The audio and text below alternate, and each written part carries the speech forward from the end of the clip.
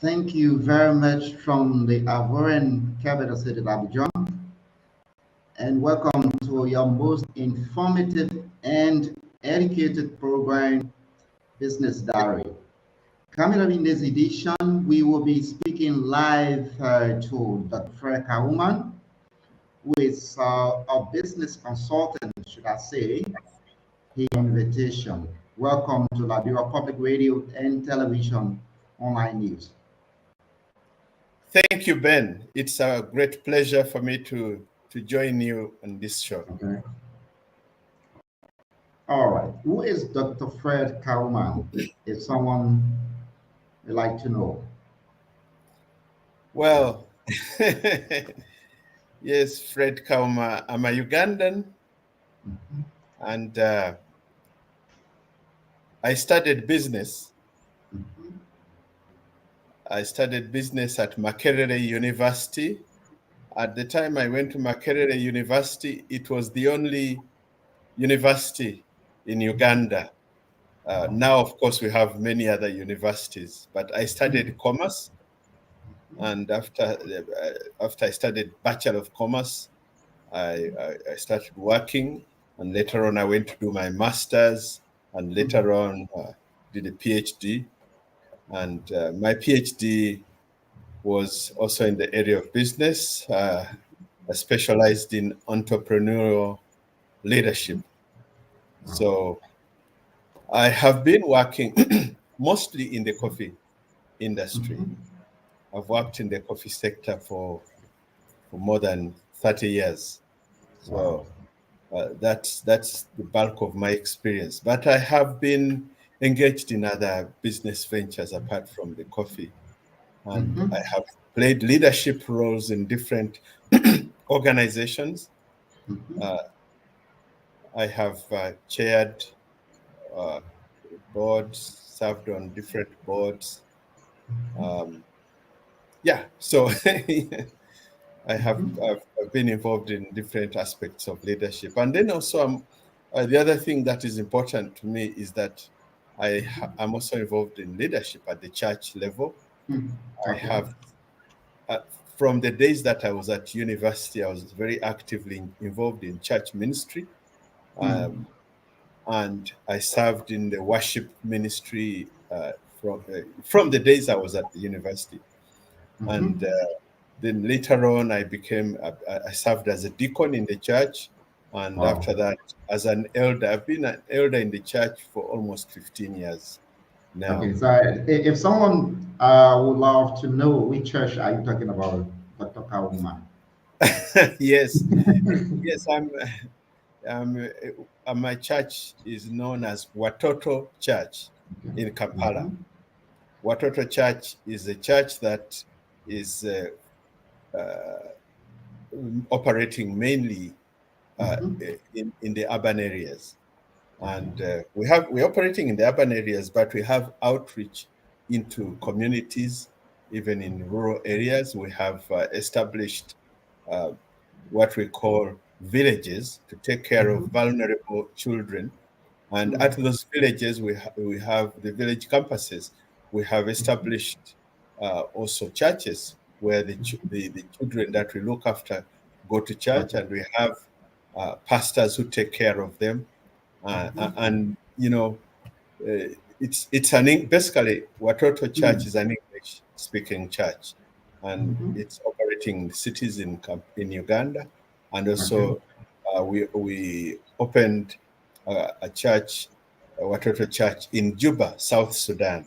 So we are right now having 14 campuses in the two countries, between Uganda and South Sudan. Yeah. Okay, great. Now, today we will be discussing Christian business leaders and the secular world. What difference does it make? Yes. So when we talk of leadership, leadership really is about influence. A leader is somebody who inspires other people and gets them to act in achieving a common goal. So if it's a business, then it's a question of, inspiring the people that you lead to achieve the goal of the business. If it's an organization, not a business, but an organization, again, an organization has goals, and as a leader, you be the person who inspires those people that you lead to work towards the achievement of the goals of the organization. And of course, then in the church environment, the leader, the church, the pastor of the church is the one who leads the people in achieving the kingdom values, the values of the kingdom of God. And, Jesus told Peter, who was at that time the leader of the 12 disciples, he told him, feed my flock, tend my sheep. So a pastor is supposed to take care of the sheep, take care of the people in the church. But as a leader in a business, you are supposed to take care of the people in that business, have their interest at heart. And then also you look at the objectives of the business. The business is there to address specific needs in the community. If your business, for instance, is a consultancy business, and you are providing training, for instance, then you go out to identify what are the needs, and then try to offer the best training that you can give to the people. So a leader plays a very critical role in mobilizing the people that follow that leader in achieving the goals and objectives of the organization. Yeah. Okay. Now you just spoke about training, because I think in one of this should be one of the aspects in terms of leadership. There are some Yeah. organizations, they have their employees, but over time, years go by, they don't even have the vision of trying to train those people that they will be well equipped. So these are institutions or business organizations. How do you really describe, or how can you consider them in terms of your expertise? Well, you see, when you think of training, Mm-hmm. a leader should be able to recognize where the team members need new skills or exposure to new ideas, so that those people can acquire the skills that they need in order to deliver on the assignments that they have. So training can be, it can be formal, or it can be informal. You don't necessarily have to go into an institution for training, but you can be trained even on the job. Okay. You see, we look at training from the leadership perspective. We look at training as something that is crucial in building the people's ability to deliver, and also to build their confidence, so that they can, effectively respond, to that, in carrying out the assignments that they have, and that they can improve the situations that they face. For instance, if somebody is using a computer and they don't know how to effectively use the word processing software, if you are the leader and you know how to do it, then you show your people how to use the software. For instance, if people don't know how to use Excel, you, as the leader, you can train them, in how to use the Excel, and then they'll be able to work more efficiently. So that instead of somebody using a calculator, they will use the Excel to do all manner of uh, statistical, functions. Yeah. So yeah, training is really important. But some people think that when you talk of training, then it's take going away to some institution to have formal training. That is important, but training can also be on the job, and a leader can can actually train his or her people, by just showing them what to do. Okay. Okay. Another question, Dr. Kauma. Yes. Now, looking at a business institution, I mean, Yes. a Christian business organization and that of a secular one, is Yeah. there any difference in terms of characteristics? When somebody says it's a Christian business organization, it's first of all, what I would say, it's a business is a business. Mm-hmm. But now what happens is, what are the values of your business? And Mm-hmm. if the business, because you see, it is the individual who will be a Christian, or the founders who will be who are the Christians. The Mm-hmm. organization, you can say this is a Christian organization, but just saying that it's a Christian business does not make it a Christian business. What will Mm-hmm. actually make it a Christian business are the values. What are the values of that business? Mm-hmm. Are they values that promote the kingdom of God? Jesus was asked by his disciples, teach us how to pray. And then Mm. when he was giving them the guideline in terms of how to Yeah. pray, he said, let your will be done on Mm. earth as is in heaven. Mm. So what is in heaven? In heaven, we know that there is holiness. Mm-hmm. In heaven, we know that there is the fear of God, the worship of God. There is Mm-hmm. the there is peace. So Mm. if you are doing if you are setting up an organization and you say this organization is going to be uh, fashioned along Christian values, Mm. so you Yeah. say, okay, uh, we will honor Christ, or we will Mm. honor God. Mm-hmm. You say in this organization, integrity is Mm-hmm. important. You say in Okay. this organization, we treat everybody equally. We do not discriminate. All that Mm. kind of thing. But you see, there are many organizations which are secular organizations, and they also look at integrity as their value. They look at Mm-hmm. uh, uh, respect for other people as their value, and so on. So really, Mm-hmm. if you are a Christian, then now the Mm-hmm. question is, does your Christian testimony come out Mm. clearly as you lead that organization? Because Mm-hmm. Jesus said that, let your light so shine Mm. that people will see your good deeds and glorify your Your Father father. in heaven. Yeah. So, Mm. so the Christian organization must be a place where people look at the people in that organization and they see Mm. that these people are unique. you know Mm. whereas everybody is cheating, they say one thing and they do another. These guys, Mm-hmm. they keep their word. When they say this is what we are setting out to do, that's what they do. They're Mm-hmm. not involved in soliciting bribes. They are not involved Mm-hmm. in cutting corners. you know they are not being arrested by the police for cheating and all that kind Mm. of thing. So Mm-hmm.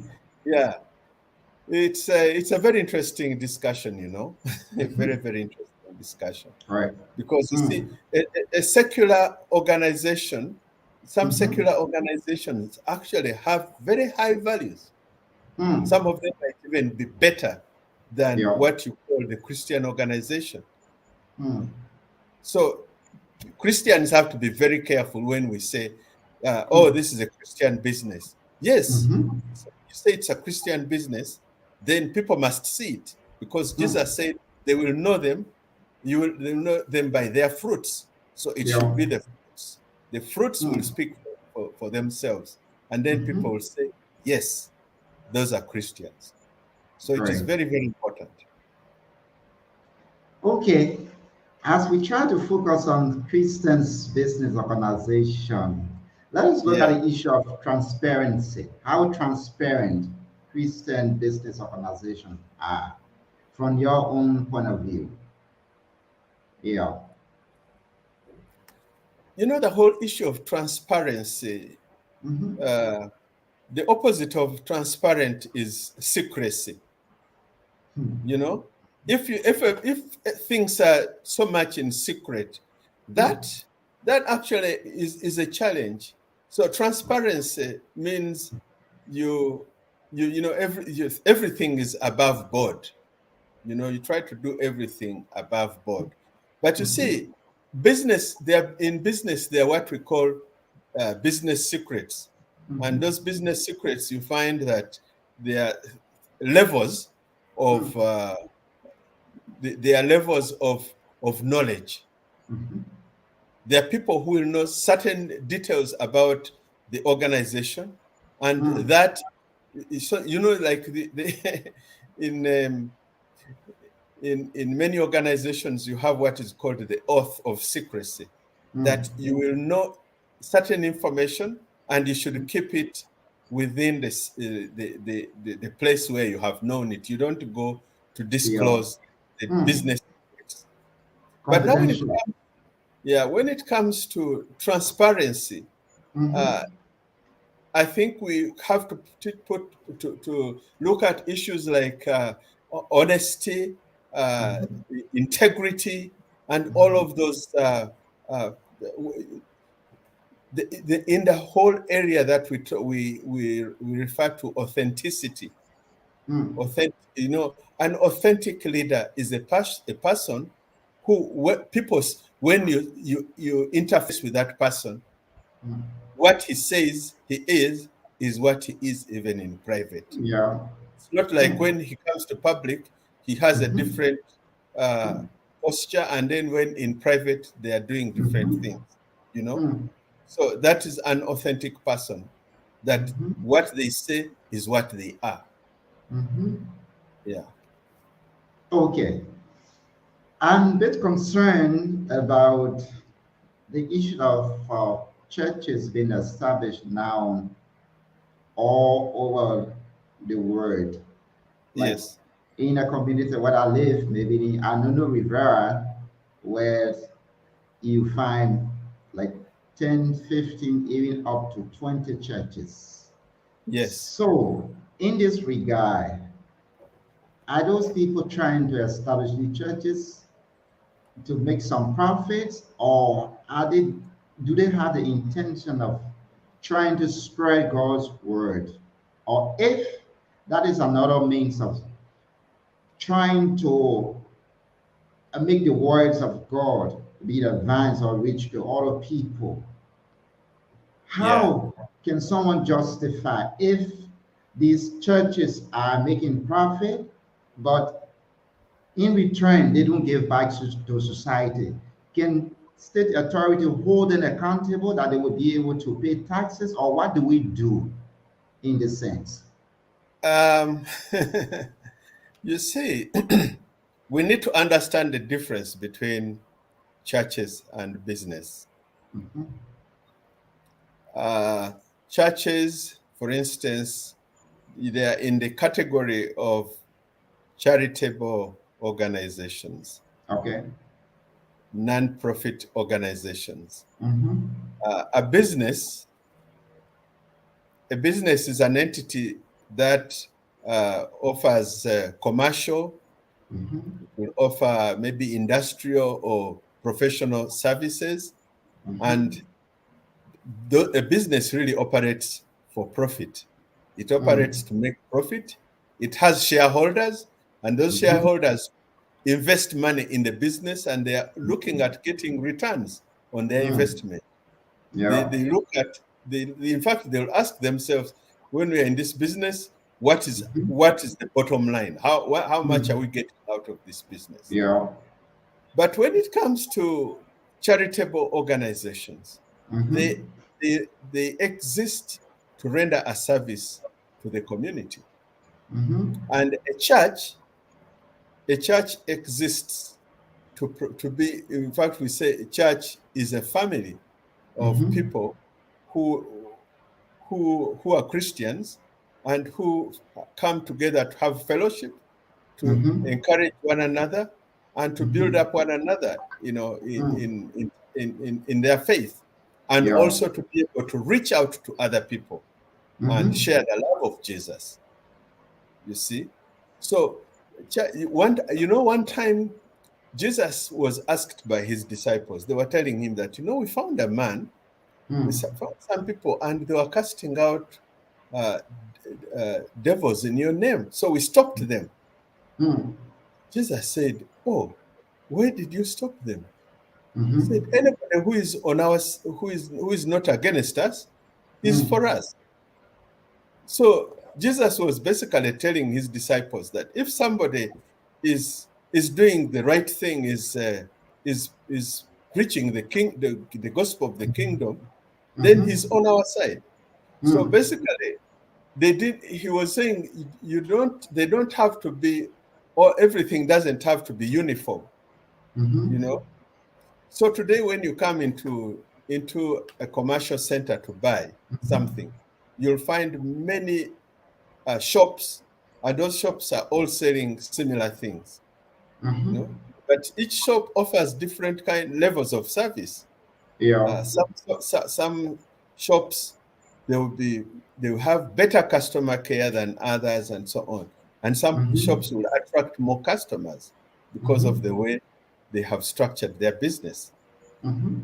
But you see, you can't say that all those shops should be combined so that you have one shop. Mm-hmm. You know, that would be, like in socialism where you want everything to be at the same level. Yeah. It doesn't have to be that way. So even Mm-hmm. churches, when you Mm-hmm. go out, you find in an area there may be so many different churches. Yeah. But as long as the people who are in those churches are doing the right thing, if they are preaching the gospel Mm-hmm. of Christ and they are not contradicting what the Bible has said, it is Mm-hmm. okay. Let everybody have their own expression. So you may Mm-hmm. find that in some churches, people clap their hands and Mm-hmm. they, they jump and dance and so on when they are worshiping God. Then you Mm-hmm. find other churches, people don't even want to clap their hands. Yeah. They'll stand and sing, and everything is so formal. Then you find Mm-hmm. others, they shout a lot, others don't shout. So it's, the variety of people. People are Mm-hmm. very, very, very Mm. different. So you find from one community to another, it's like Mm-hmm. cultures. In Liberia, you see people don't Mm-hmm. speak the same language. There are people who speak different languages. Yeah, sure. Mm-hmm. Yeah. Mm. Even here in Uganda, we Mm-hmm. have many different languages. But then we Mm-hmm. sometimes we have one language that brings us all together. Like English is the Mm-hmm. language that is commonly spoken. Like in Mm-hmm. Abidjan, in Cote d'Ivoire, French French. is the Yeah. language that most people Mm-hmm. that Okay. brings most people together. Yeah. Mm-hmm. So for the church, what brings us together is the love of Jesus. Oh, It's the yes. language of love, the love of Mm-hmm. God. But you see, the expressions can vary from one Mm-hmm. congregation to another. But hopefully, all those people Mm-hmm. love God, all those Mm. people love Jesus, and Mm-hmm. hopefully they love one another. Because Jesus Okay. said, by Mm-hmm. this, people will know you are my disciples if you have love Mm-hmm. one for another. Mm. Yeah. Wow. Okay. Now, another questions that I would love to ask again. Looking Yes. at the church, and this church has maybe established schools, universities, and other businesses. Yes. So, in this regard, those institutions, business institutions, the church should just cover those institutions without paying something or paying taxes to the government, or these institutions will be like separate institutions, but it's like the church is the overall or an umbrella organization of these institutions. How do you look at them? Yeah, you have the church, but you have schools and you have other business entities. Yeah, Yes. under the church. Yeah. Yeah. Well, the way organizational leadership goes, Mm-hmm. you look at the structure of what is the purpose of the organization? Why was the organization set up? As I Mm-hmm. said originally, when a business is set up, Yeah. it is to make money. A Yeah. business is supposed to to serve the interest of its shareholders. It generates a profit. So what happens is the government is also interested in businesses, because the businesses, first of all, they provide employment, but also they generate income, they pay taxes. So businesses pay taxes. They pay different levels of taxes. They pay withholding tax sometimes, value-added tax, and so on, all manner of taxes. Now, when it comes to the church, as I said, is a charity. So it's not a profit-making institution. However, churches, like any other charities, should obey the laws of the country. And the laws of the country have, for instance, provisions that refer to personal income taxes. For instance, the employees who work in a church must pay taxes. And normally, the way government works is the church is a withholding agent in terms of paying taxes. The church is a withholding agent. It should withhold the tax from each of the employees in the church, the pastor, and other people who are working in the church. And then the church is supposed to remit these taxes to the government, which are called personal income taxes. So the government depends on the church to be truthful in computing the taxes and remitting these taxes and remitting them on time. Then when the church establishes, for instance, schools, you find that the schools will have employees. They will have teachers, they will have administrators, they will have support staff at different levels. Now, all those people who are working in the school will be paid a salary. So a system has to be in place to make sure that the taxes are withheld when salaries are being paid. The taxes must be withheld by that institution and remitted to the government. Now, usually education is rated as a zero tax area. So people who pay school fees in a school, the government doesn't charge tax on school fees. Even universities, the government doesn't charge tax on that. However, when it comes to other kind of professional trainings, that's where the government will be charging what we call value-added tax on those services. So when you give somebody an invoice, you're going to train them in a particular area, and you charge them. Then now you also include the tax in that. So it depends on what kind of institutions that the church sets up, because some of those, if the church is going to be offering certain services which also compete with other people out there, then the church may be required to charge the tax. For instance, if the church opens a shop, a shop that is selling the same things that people outside there are selling. The shop is selling sugar, it is selling milk, it is selling, food items. Then the government will require that that particular aspect of the church operation should be registered separately as a business so that it can pay the taxes. So it is important for people who are running organizations to know the responsibilities of the leader, to follow the law of the land. Because if you don't, at some point, the government may come and check on you and find that you have not been following the law. And then you may be penalized. You may have to pay some fines. So it is important to understand what kind of services you are rendering, which are taxable and which are not taxable. And this varies from one country to another. You may find in some countries certain areas are taxed by the government, others Mm-hmm. are not. So the leader must know. And if you don't know, you consult. Go and ask people who know things.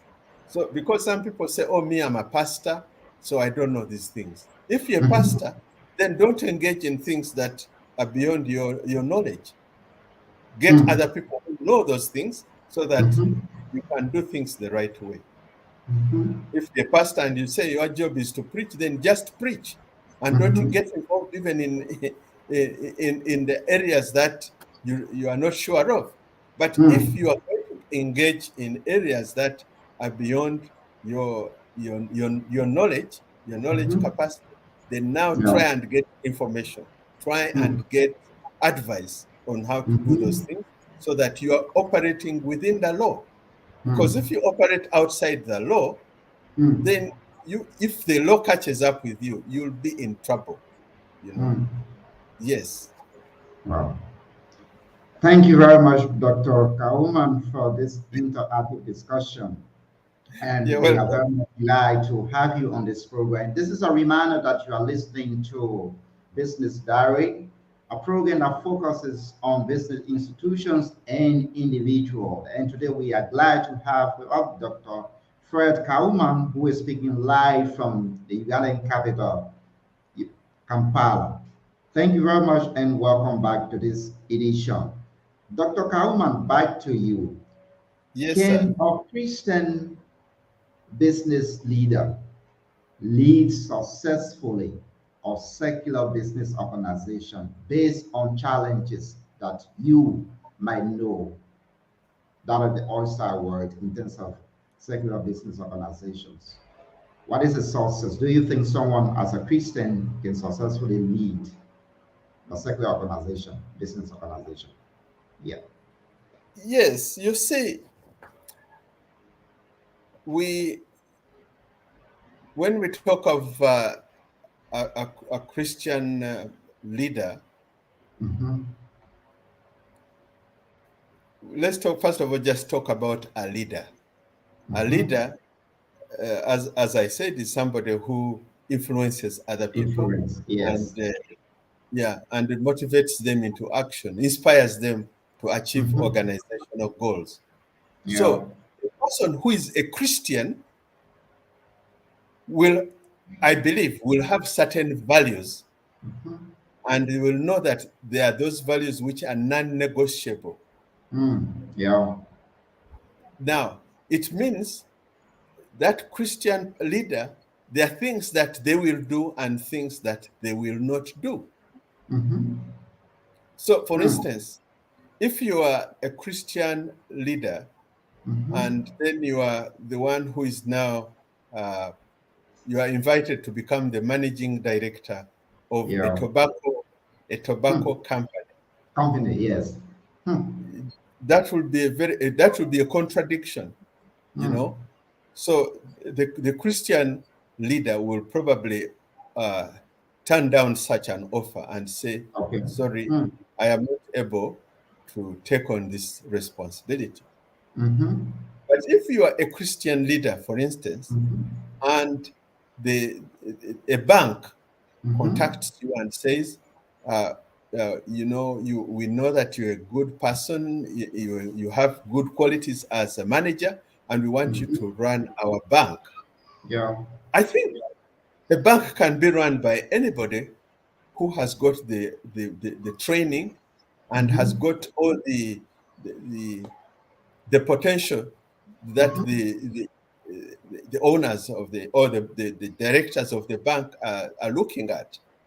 So Mm-hmm. a Christian can actually run any business as long Mm-hmm. as the objectives of those businesses, the Hmm. whatever businesses, are not in direct contradiction to the Mm-hmm. values of the kingdom of God. So Mm-hmm. a Christian can lead any organization as long Mm-hmm. as it does not Hmm. contradict the values and tenets of the kingdom. Mm-hmm. Yeah. Wow. That's very good.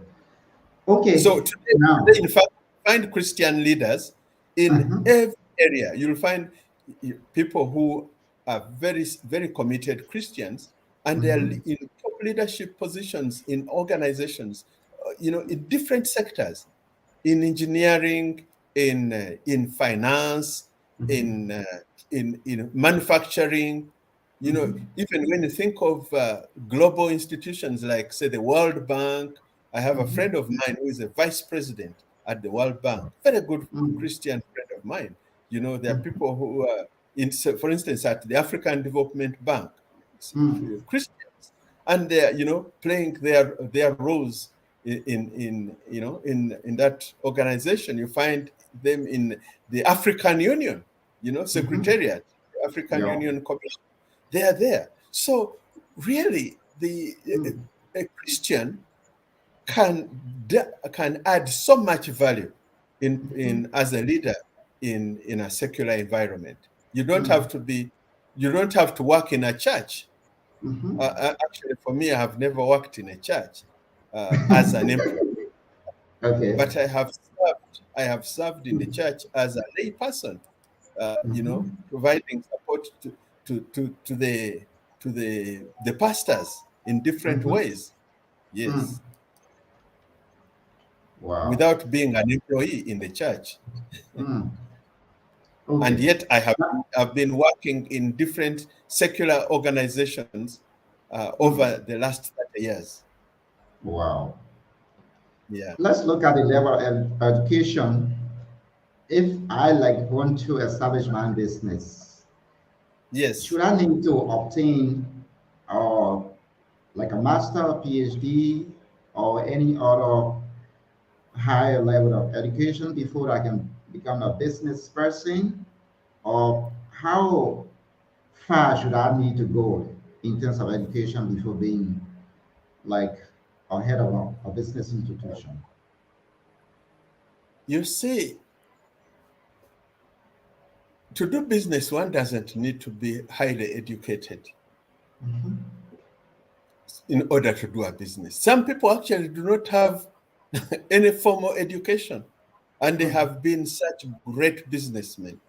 In Wow. fact, you find that some people who have not been to formal education have set up very successful businesses. And then what Mm-hmm. did they do? They went out and hired trained people, highly trained people, to come and Yeah. run their businesses. You Mm-hmm. see? So you don't need to be highly educated to be a business person, but you need to be knowledgeable. You need Yeah. to be knowledgeable if you are going to set up a business. Mm. Understand that business very well. Mm.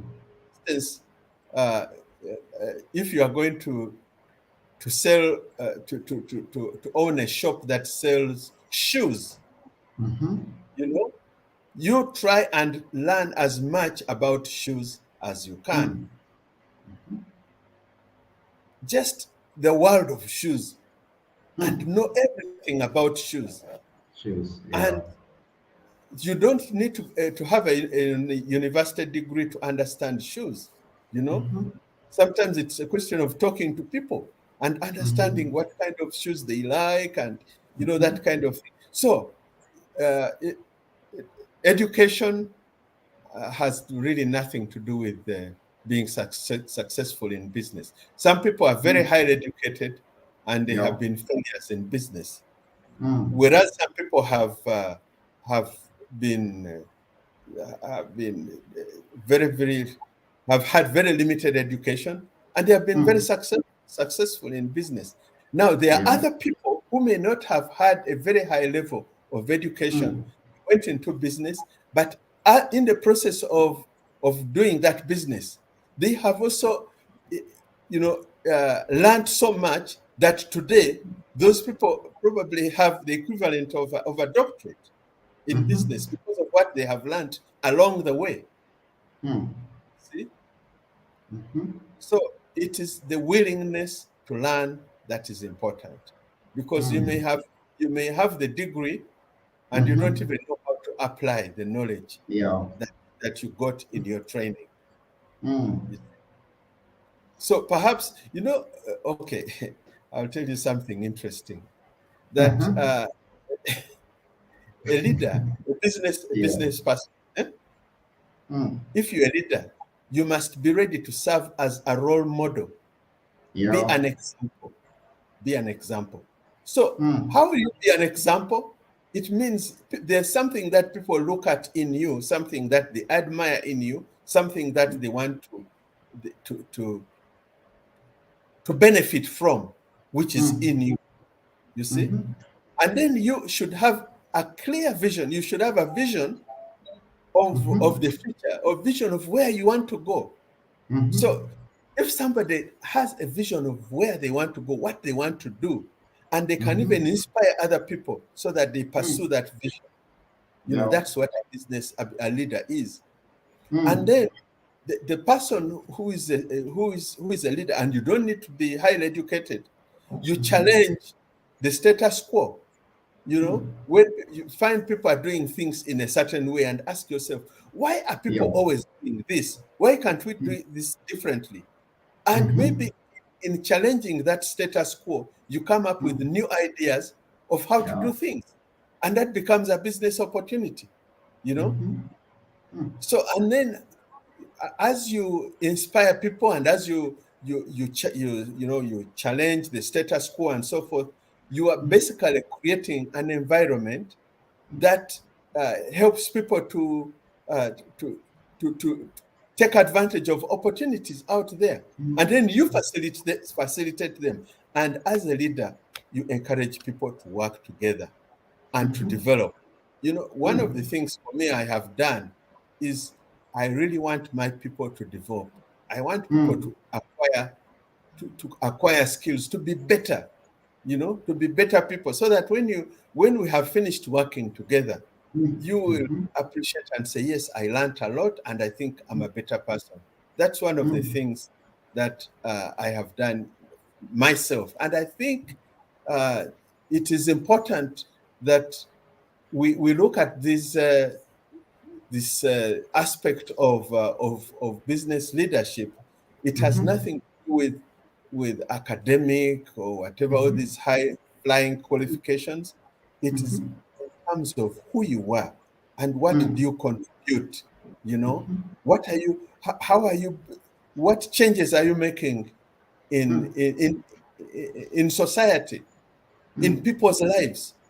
What difference do you make in people's lives? Mm. Yeah. Wow. Okay. I would like to just find out again from you because I'm trying to benefit from your leadership role. What are some of the characteristics and strategies of a business leader that you can propose to us, the viewers of Liberia Public Radio? Business leader. Yeah. So the business leader, there, I'll talk about what we call their task oriented behaviors Mhm. of a leader, and Mm. then their relations oriented behaviors. You see, first of all, the leader has to be focused on the task Mm. to make sure that what the organization is setting out to do, you make sure that that is being done. Mm. You know, so Mhm. you make sure that you have a good plan of action and make sure that people uh, understand exactly what they're supposed to do. So Mhm. task-oriented behaviors are very important for the Mhm. leader. Then Mm. there's what is known as relations-oriented behavior, because Mm. a leader deals with people. There are people who work Mhm. under you. So how do you relate with those people? Mm. How do you relate with those people? And how do you encourage people to relate with one another? What we call Mhm. teamwork. Yeah.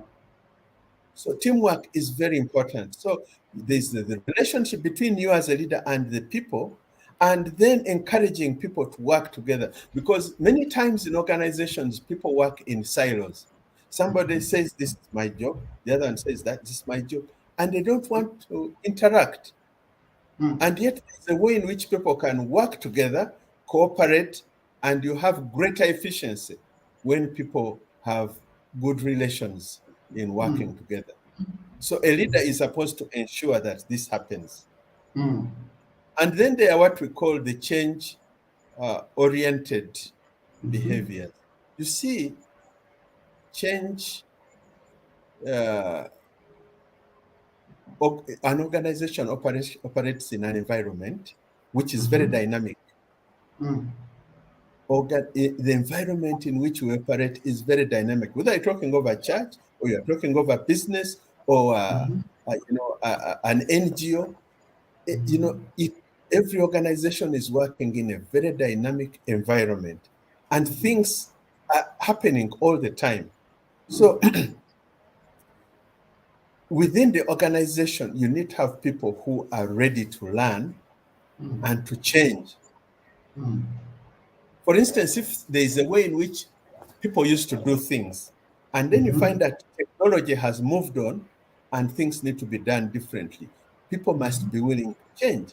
So the leader must promote this, he must have this change-oriented behavior whereby he or she will get people to adopt changes and to move on in improving whatever service or product that they are delivering to people.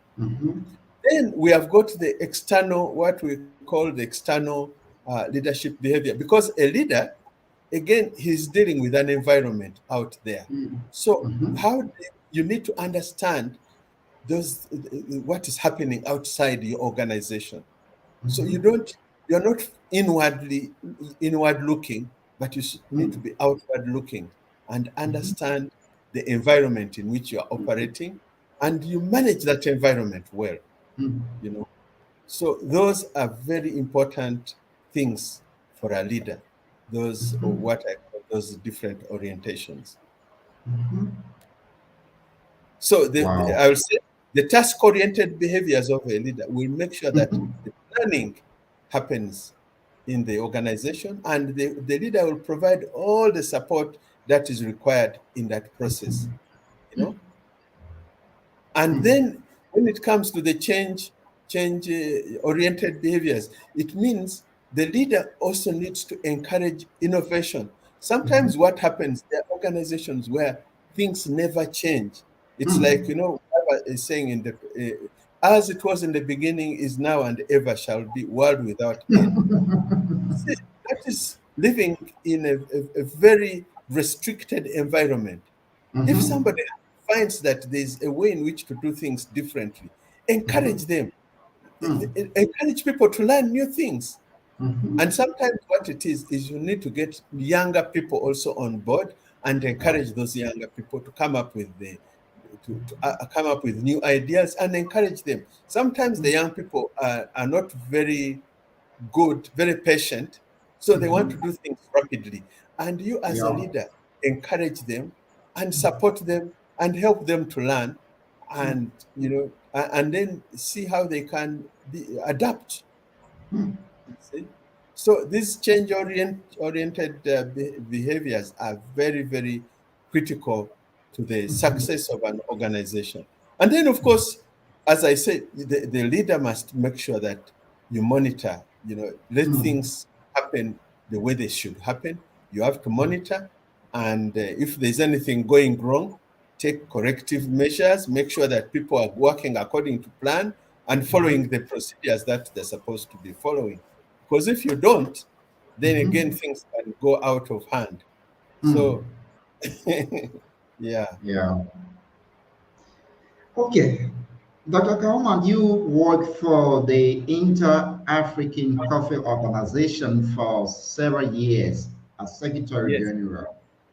Let Yes. me quickly find out from you some of the Yeah. challenges and success during your days at Yeah. the organization. What can you say about your success and your Mm. challenges? Yeah. The Inter-Africa Coffee Organization is an intergovernmental organization. Mhm. So first of all, it's a public organization, it's a public entity, Yeah. then it is intergovernmental. Hmm. See, I've worked in the private sector. I have worked in government, that is in the government of Uganda. I have also worked, I've worked in the ministry, which is now that is what we call the public service, civil service. I've worked in the civil service, but I've also worked in a government agency, Wow. which is not a ministry but a government agency. I worked in the central bank at some point, and then I have worked in the private sector. So I have had experience working in all these different environments, and I'll tell you the challenges that I've faced have been different in each of the areas. Hmm. Now, at the level when I worked the continental level, heading the Yeah. Inter-Africa Coffee Organization, there's a lot of politics between different countries. You Hmm. know, because this is an organization that brings together 25 member states. Hmm. And you see, those 25 member states, when they come, everybody will have a different opinion. So it Hmm. is how to manage all these different expectations. So I had to do my best to see how to manage the differing expectations of the member states, and find ways in which I could uh, get some common areas of common interest that people now will say, yes, this is something that is working for us. So the, there's also what we call the regional politics. You have West Africa, East Africa, you have Yes. Francophone, Anglophone. And Yeah. those things are very deeply entrenched in the way organizations have been working Yeah. over many years. So one has to be very careful that you do not do things which will be perceived as if you are favoring one group. Like now, I was as an Anglophone, to be seen that I'm favoring the Anglophone, or Yeah. for the Francophone to feel that I am, ignoring them. That's a very tricky thing. So, like at Secretariat, I had to make sure that we have got both Francophone and Anglophone. Of course, we had more Francophone than the Anglophone, because the organization is hosted in a French-speaking country. But at some point, in terms of challenge, that you talk about, uh, one of the key challenges that we face in these intergovernmental organizations is payment of dues. It's very hard to get governments to Wow. meet their financial obligations. Hmm. Very, very hard. Hmm. And it's not just that organization that I was running. Hmm. It is all these different organizations. You talk of ECOWAS, you talk of even the African Union itself. You talk of the East African Community, talk of IGAD, talk of hey, COMESA, and so on. All these organizations, you find that there are some countries that you really have to chase them in order to meet their obligations. Wow. And it's an ongoing challenge. It's an ongoing challenge. Now, what happens is many of these institutions tend to have donor support, and that donor support bridges the gap. But for us at IACO, we did not have donors really. Wow. We were depending mainly on the membership contribution. Yeah. So that was an ongoing challenge. It is even up to now. It is still a challenge that my successor Okay. is having to deal with. You know, but we had at least we have put a system in place which is now helping him to be able to get more compliance from the member states. So that means donors are not really interested in working with the organization, or what happened? Um, in fact, right now we have we've had a few in the past, but Mhm. it's to support specific activities, but Mhm. not the operating costs of the organization. Okay. You know, Hmm. because coffee. When people hear coffee, they say, Mhm. how do you? Why does coffee need any help?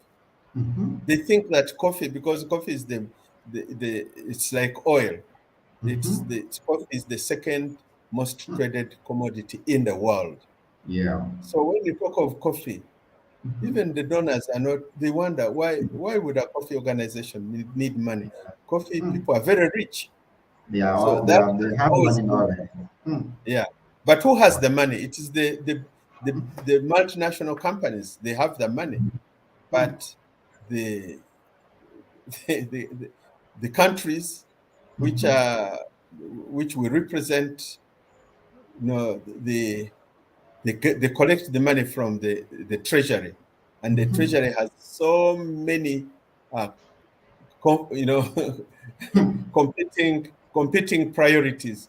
So when Yeah. they say should say, yeah, we're asking for your contribution, they will Mhm. say, okay, okay, wait, because in the national treasury they have so many competing priorities.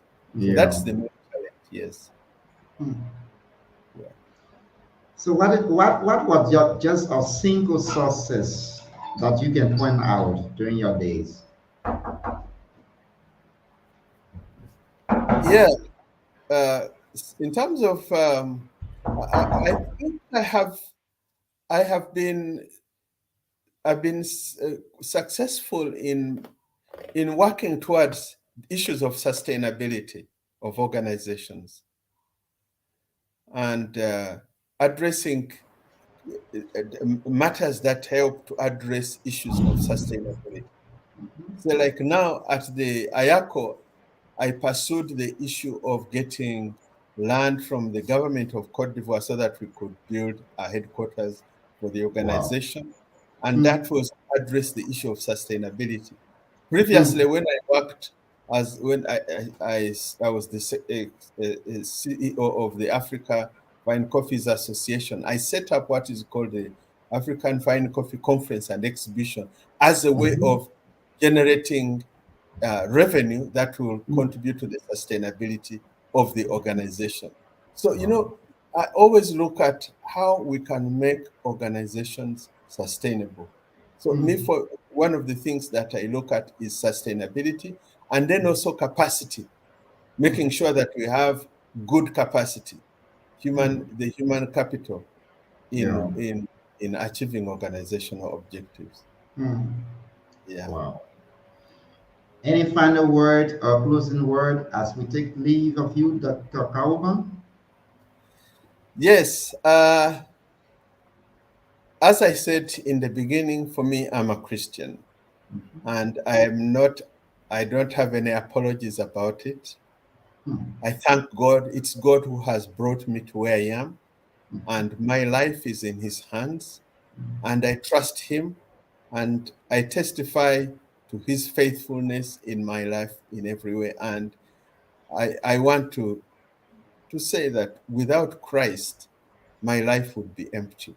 Without Christ, I don't think I would be where I am. Hmm. So I give all the glory to God for what has, for my life, my Hmm. professional life, uh, my family life, and my academic life. Everything it's been for the glory of God. And Amen. my leadership uh, is really uh, I follow Christ. Christ is my leader, and I Hmm. follow him, and he's the one who inspires me. Wow. Thank you very much. That does it today on this edition of Business Diary with our special guest from the Ugandan capital city, Kampala. We are very much grateful to you, Dr. Kauman, for your time and always been open to receive invitation from the Liberia Public Radio. From the management and staff of LPR, we say thank you very much and we shall see you another time. Thanks. Thank you. And bye Thank you, from the Ben. Ivorian capital city, Abidjan. Bye. Thank you, Ben. It's been Okay. a Bye-bye. pleasure. Okay. Bye. Bye. Bye-bye.